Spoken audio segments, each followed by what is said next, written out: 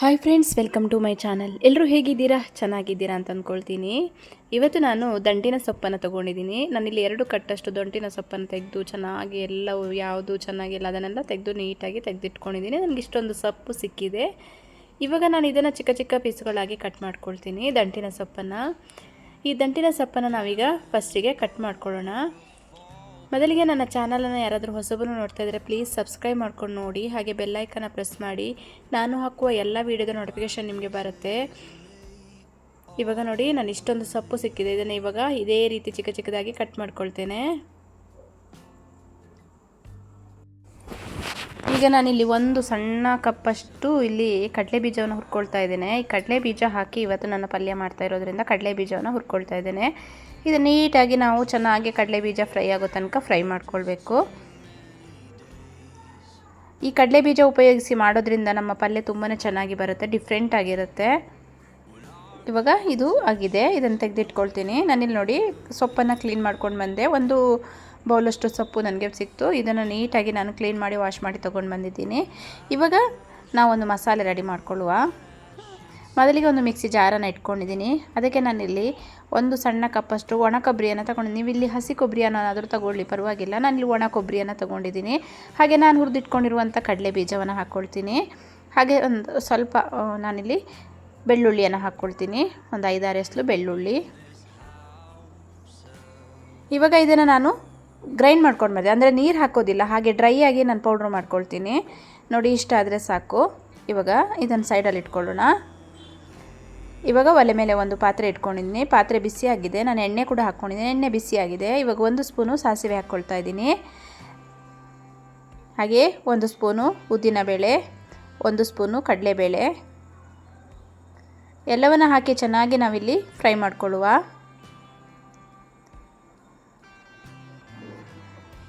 ಜೀರಿಗೆ ಅರ್ಧ ಸ್ಪೂನು, ಹಾಗೆ 1 ಕಡ್ಡಿ ಕರಿಬೇವು,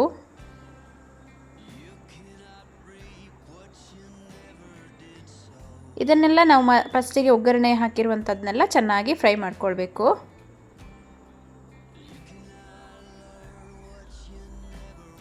ನಮ್ಮ ಪಲ್ಯಕ್ಕೆ ತುಂಬ ಚೆನ್ನಾಗಿ ಘಮ ಬರುವುದೇ ಒಗ್ಗರಣೆ ಅಲ್ವಾ, ಹಾಗಾಗಿ ಇದನ್ನು ತುಂಬ ಚೆನ್ನಾಗಿ ಫ್ರೈ ಮಾಡಿಕೊಂಡು ನಾವು ಇವಾಗ ಇದಾಗಿದೆ. ನಾನಿಲ್ಲಿ ಒಂದು 3-4 ಹಸಿಮೆಣಸಿನ್ಕಾಯಿ ತೊಗೊಂಡಿದ್ದೇನೆ. ನೀವು ಖಾರ ಜಾಸ್ತಿ ಬೇಕು ಅಂದರೆ ಜಾಸ್ತಿ ತಗೊಳ್ಳಿ. ನಾನಿಲ್ಲಿ ನನಗೆ ಎಷ್ಟೇ ಸಾಕು ಅಂತ ತೊಗೊಂಡಿದ್ದೀನಿ.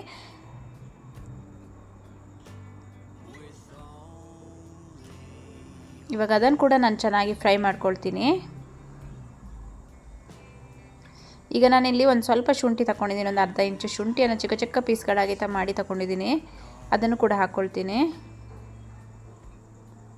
ಈಗ 1 ಈರುಳ್ಳಿಯನ್ನು ಚಿಕ್ಕ ಪೀಸಾಗಿ ಕಟ್ ಮಾಡಿ ಇಟ್ಕೊಂಡಿದ್ದೀನಿ. ಅದನ್ನು ಕೂಡ ಇದಕ್ಕೆ ಸೇರಿಸಿ ಚೆನ್ನಾಗಿ ಫ್ರೈ ಮಾಡ್ಕೊಳ್ಳುವ.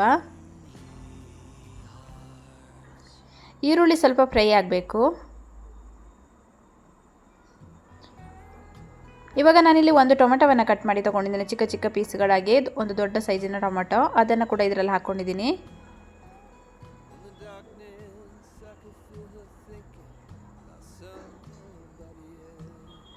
ಇವಾಗ ಈರುಳ್ಳಿ, ಟೊಮೆಟೊ, ಶುಂಠಿ, ಬೆಳ್ಳುಳ್ಳಿ ಎಲ್ಲವನ್ನು ಕೂಡ ಚೆನ್ನಾಗಿ ನಾವು ಫ್ರೈ ಮಾಡ್ಕೊಳ್ಳೋಣ. ನಾವು ರುಬ್ಬಿಟ್ಕೊಂಡಿದ್ದೀವಲ್ಲ, ಅಂದರೆ ನಾವು ಪೌಡ್ರ್ ಮಾಡಿ ಇಟ್ಕೊಂಡಿರೋಂಥ ಮಸಾಲೆನ ಇದಕ್ಕೆ ಸೇರಿಸ್ತೇನೆ ನಾನೀಗ.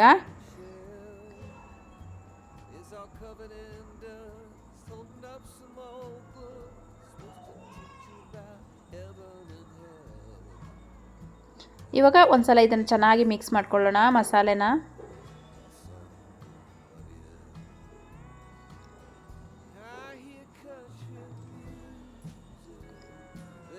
ಈ ಮಸಾಲೆ ಕೂಡ ಎಣ್ಣೆ ಜೊತೆ ಫ್ರೈ ಆಗಲಿ ಸ್ವಲ್ಪ ಹೊತ್ತು, ತುಂಬ ಚೆನ್ನಾಗಿರುತ್ತೆ ಆವಾಗ. ಇವಾಗ ನಾನು ದಂಟಿನ ಸೊಪ್ಪನ್ನು ಕಟ್ ಮಾಡಿ ತೊಗೊಂಡಿದ್ದೇನಲ್ಲ, ಅದನ್ನು ಕೂಡ ಸೇರಿಸ್ಕೊಳ್ತೇನೆ.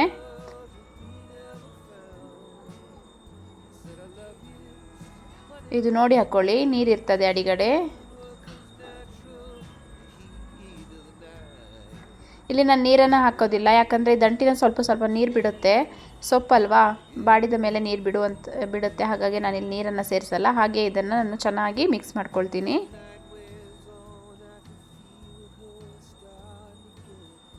ಇವಾಗ ಎಲ್ಲವೂ ಚೆನ್ನಾಗಿ ಮಿಕ್ಸ್ ಆಗಿದೆ. ಒಂದು ಲಿಡ್ಡನ್ನು ಕ್ಲೋಸ್ ಮಾಡಿ ನಾನು ಇದನ್ನು ಒಂದು 10 ನಿಮಿಷ ಹಾಗೆ ಬಿಡ್ತೇನೆ. ಯಾಕಂದರೆ ನಾನು ಸೊಪ್ಪನ್ನು ಸ್ವಲ್ಪ ಬಾಯ್ಲ್ ಆಗಲಿಕ್ಕೆ ಬಿಡ್ತೇನೆ. ಸೊಪ್ಪನ್ನು ಫಸ್ಟು ನಾನು ಬೇಯಿಸ್ಕೊಂಡಿಲ್ಲ. ಇವಾಗ 10 ನಿಮಿಷ ಆಗಿದೆ, ತೆಗೆದು ನೋಡ್ತೇನೆ ನೋಡಿ. ಇವಾಗ ಸೊಪ್ಪೆಲ್ಲ ಚೆನ್ನಾಗಿ ಬೆಂದಿದೆ ನೋಡಿ. ಇವಾಗ ನಾನು ರುಚಿಗೆ ತಕ್ಕಷ್ಟು ಉಪ್ಪನ್ನು ಸೇರಿಸ್ಕೊಳ್ತಾ ಇದ್ದೇನೆ. ಉಪ್ಪು ಹಾಕಿ ಚೆನ್ನಾಗಿ ಒಂದ್ಸಲ ಮಿಕ್ಸ್ ಮಾಡ್ಕೊಳ್ಳುವ.